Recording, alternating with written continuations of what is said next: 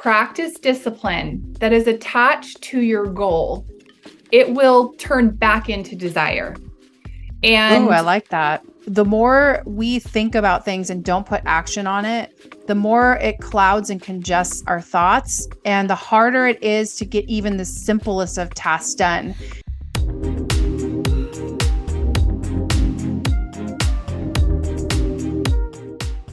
Welcome back, everyone, to the Successful Stylist Academy podcast. I'm your host, Ambrosia Carey. I'm hanging out with Drea today. We're talking about 5 ways to set and achieve goals. Let's get into this. But really quick, I want to remind you that our Successful Hairstylist group coaching is coming on up. We're going to put the wait list link in the show notes. This is for you hairstylists who have not quite hit your goals. Maybe you need to start some new practices for yourself. Maybe you just need some other set of eyes to look at your business and help you with your next set of goals and so on. So we are here for you every step of that way, and we're going into clear defining goals.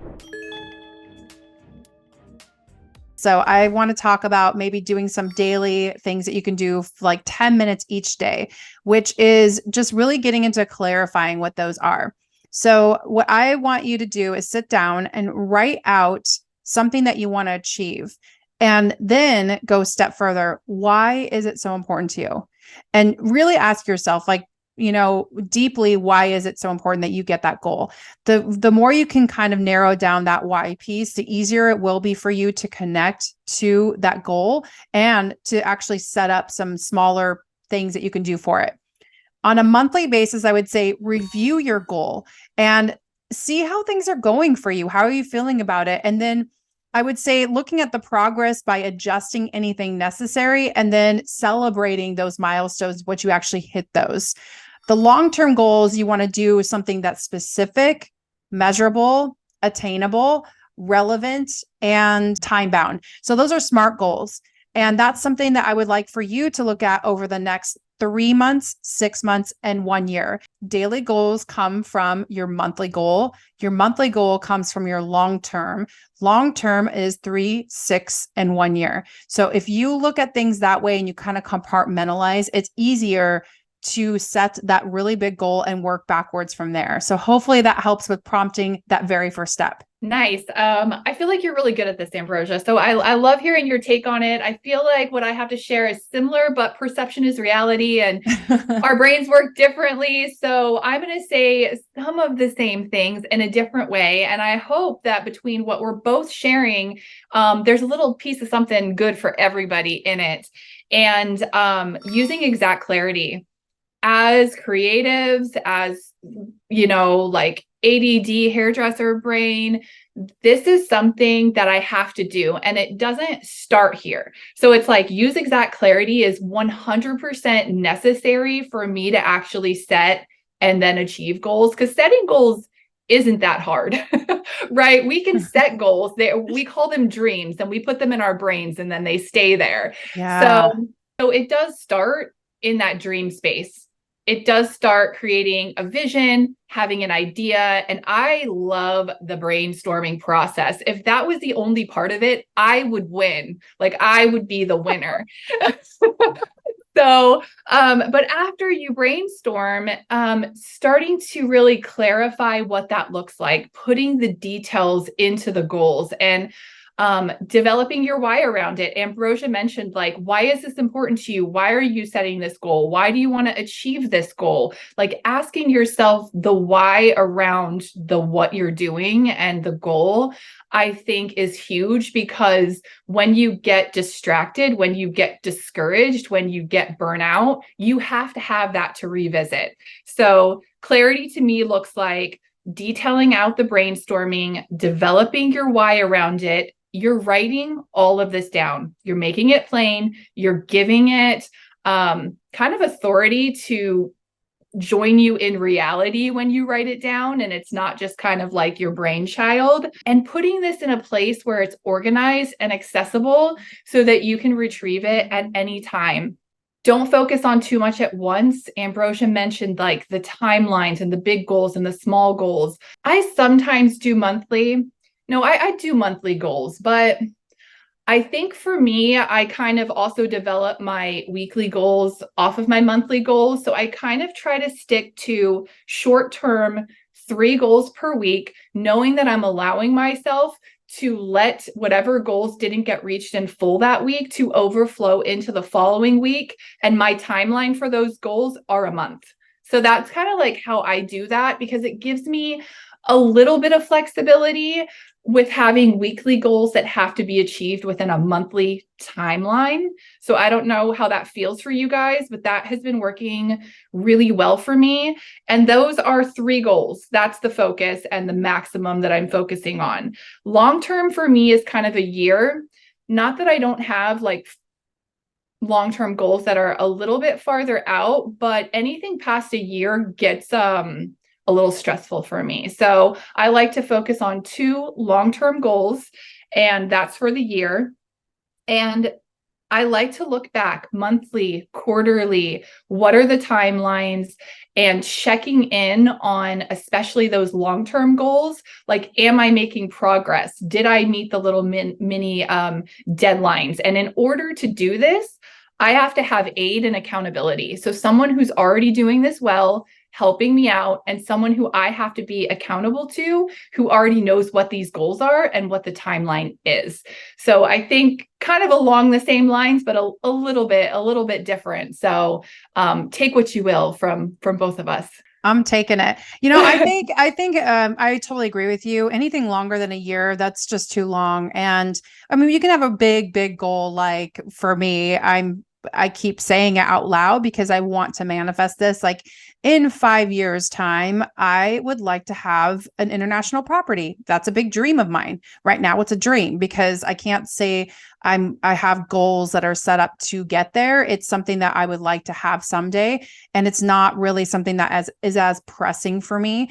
And once it does become closer to that year time frame, then that's when I can start setting up like that international bank account, get an attorney, figure out the realtor, all that stuff, and like what my price range is and all the goodies. So brainstorming, I think, is really huge. I think brainstorming and brain dumping, I kind of see them a little differently. Brain dumping to me is like every single thought that enters your head that are unrelated to one another. And that's where you would just sit down and scribble it, and don't try to organize anything. Just literally scribble it down. Some things you can underline, some things you can highlight, some things you can circle, some you put asterisks next to it, all that stuff. And then storming would be going around each one of those dumps and doing like subtasks that go off of it. So that's something that I like to do on a fairly regular basis. And when I say fairly regularly, I think more realistically, it's more like quarterly. Sometimes if I have a thought that enters my head and I can't fall asleep at night, I may get up and I'll start scribbling. So I always keep like a pad or a journal next to my nightstand. And that's something that helps me. I also have my phone. So if I have like really specific things that enter my head, sometimes like it's even a podcast title where I'm like, oh, I want to talk about this sometime. And I'll write that out too. So it's nice to extract those thoughts, let it get past the brain, let it get past that thought, because, it's kind of crazy. We're still learning about the brain. We're still learning how things work. And a lot of times I like to listen to psychologists and just out of curiosity, like I like to hear like what is going on inside of our psychological brains. And the more that things are being uncovered, the more that we're starting to understand about how our memory works, and even just how like where overwhelm comes from, which was our last episode. I find it really interesting that the more we think about things and don't put action on it, the more it clouds and congests our thoughts, and the harder it is to get even the simplest of tasks done. So something as simple as dumping it all out and then organizing it by brainstorming can be really monumental in getting some of those tasks that you've been putting off done. And then it doesn't feel so heavy. The more we put it off, the heavier that task feels, because it's still in our subconscious. We still have it in the back of our head, like, oh, I got to get that thing done, or, oh man, I forgot to do this, or, oh yeah, that's right, I was going to try to finish that by Friday. So doing those little tasks can be really big for you. So I want to That's something that I think all of us can do a better job of, maybe. I don't know. I do think that helps significantly with actually achieving goals, those small goals. So try that out. I am trying all of them. The brain is fascinating, and I do love the practice of having like a pad of paper and a pencil by my bed. I do have my phone there too. I like the feel of like using a pencil and a pad of paper, but sometimes you wake up and I just like hit the record on my phone, and I'm like, blah, blah, blah. I have this idea That's a for good this one. I like collection that. or for this. Yeah. And sometimes I wake up in the morning and I'm like, delete. Like that's the worst idea ever. And then other times I'm like, this is it. Like, this is brilliant, and I'm like, glad I captured it. I'm also that person that can't, so I mean, another one of my things to set and achieve goals is I have to minimize my overwhelm, because there's no way that I'm going to be able to focus. I'm not going to be able to focus when I'm overwhelmed. And if I can't focus, then I can't really work towards my goals, is how that translates for me. So this is like 5 episodes, so I'm really just going to just touch on it. But minimizing overwhelm for me is emptying my head, like doing that brain dump, making sure. And that's why I do have to, like, whatever's in my head while I'm working on something, I'll get distracted. And instead of going down the rabbit hole, I'll make a note and I'll be like, okay, I'm going to revisit this, and then I can move on. But if I don't make that note and I keep thinking about it, or I think I'm going to forget about something I want to remember, I won't let it go. So that's like some practices that I do with like ADD and dyslexia to like set me up for success. But minimizing the overwhelm for me also looks like disconnecting. It looks like self-care. It looks like healthy boundaries. And like I said, those are many more episodes. And I think we have some, so you can go back and take a peek. But Yeah.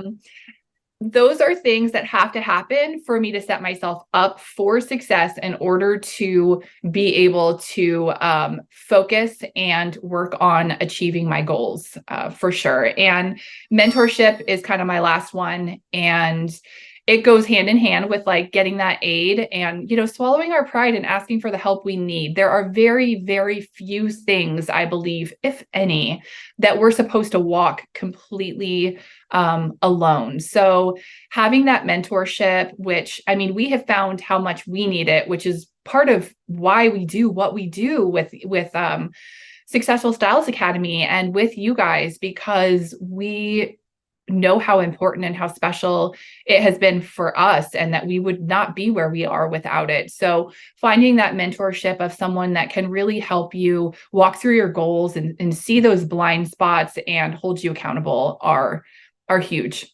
That's beautiful. Yeah. I think not just being able to lean on other people, but the other caveat is being consistent and persistent. Sometimes it's not so much the things that you put your mind to. It doesn't matter how big or how small that goal is. A lot of it is just repetition and getting in the habit, the productive habit. So the habit of being productive, what does that look like? I would say 30 minutes to even 1 hour daily that you can work on your goal related task. And being consistent with that is just by forming those new habits, it helps you be able to not just evaluate where you've come from and where you're going, but also just getting yourself in that right frame of mind to get the things done. Reprogramming your brain, a lot of it has to do with that discipline. And it's hard to ask something of ourselves, and you cannot be hard on yourself if you have not practiced the discipline. So I don't think it's fair. Sometimes that self-talk can be really heavy, but we place expectations on ourselves before we even allow ourselves to do the hard work to get there. And that's not fair. So I really want you to be kinder to yourself, to be consistent with the goal that you would like to achieve, and to be persistent with that goal, knowing that you're going to complete X and you're going to possibly feel, the next thing that is going to go into the next goal of yours. It's easier once you get over that hump to be able to continue to do it. But practicing that discipline from the very beginning makes a huge monumental difference in the way you achieve it, and the caveat, the really big one, how you feel at the very end. So I think it's really easy to get caught up in those tasks and just think of them as tasks. And I really try to remove myself from that thought process, because it's not about the task. It's about how I'm going to feel at the very end. And it's how a promise that I made to myself and my bigger goal in life, the journey that I want to create for myself, feels so damn different when I achieve the goal than it being something on the to-do list that I just knock off. So again, persistent, consistent. You can do this. I know you can, because I can do it too. And I'm human just like you. And I believe in you. And this is something that it's so easy to get caught up in whatever that thing is and to compare ourselves with where someone else is. And that's not fair. Like, stop doing that. I mean, I kind of talked about self-compassion a little bit and what you need to do to stay motivated, but I think self-compassion also has to do with, like, whenever you reach a setback, which is going to happen, then acknowledge that this process is not always linear. It's not always up and down. Sometimes that is more horizontal. It's like sometimes it expands and contracts before it grows up. So I really think it's important that if you're going to stay motivated to do something, practicing self-compassion is really going to help you with keeping that motivation going. You can watch as many talks as you want. You can surround yourself with the right people. You could do all the things on the list of the things that you're supposed to do. But the real hard truth of it is that we are still the ones that have to make the work happen. And self-compassion is the thing that's going to push us through and keep us constantly motivated to actually let that happen.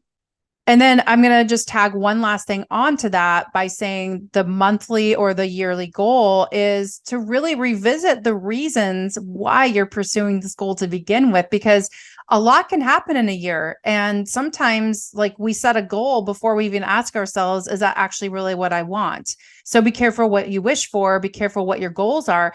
And it's okay to revisit and to itemize that and change it. So that's part of life. And we should be allowed to condition ourselves to think that way too.